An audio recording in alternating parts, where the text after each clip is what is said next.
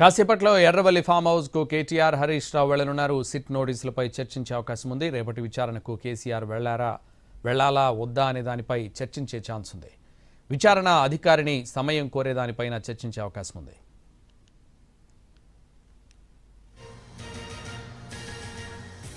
కాసేపట్లో Erravalli farm house కు KTR Harish Rao వెళ్లనున్నారు. SIT నోటీసులపై చర్చించే అవకాశం ఉంది.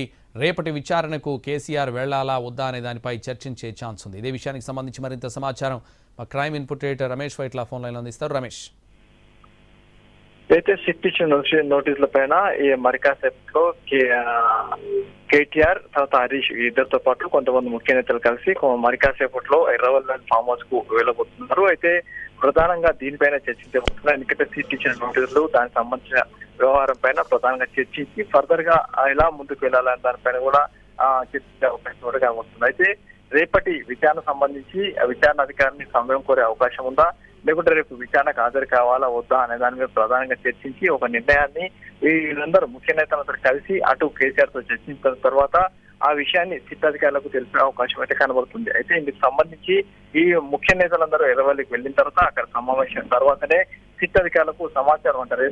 రేపు మధ్యాహ్నం 3 గంటలకి సిట్ అధికారులు ఎదుట హాజరు కావాలి విచారణకు అని చెప్పి ఇప్పటికే నోటీసులో పేర్కొన్నారు. అంతేకాకుండా వయసు రీత్యా 65 సంవత్సరాల వయసు రీత్యా అతను కంపల్సరిగా సిట్ ఆఫీస్ రావాల్సిన అవసరం లేదు, మీరు ఎక్కడికి వస్తే అక్కడికి వచ్చి మేము స్టేట్మెంట్ రికార్డ్ చేసుకుంటామని చెప్పిన నేపథ్యంలో రేపు విచారణకు వెళ్లాలా వద్దా లేకుంటే సమయం కోరాలా అనే దానిపైన ప్రధానంగా ముఖ్య నేతలు అంతా కలిసి చర్చించి ఒక నిర్ణయం తీసుకుని ఆ తర్వాత సిట్ అధికారులకు తెలియజేసే అవకాశం కనబడుతుంది.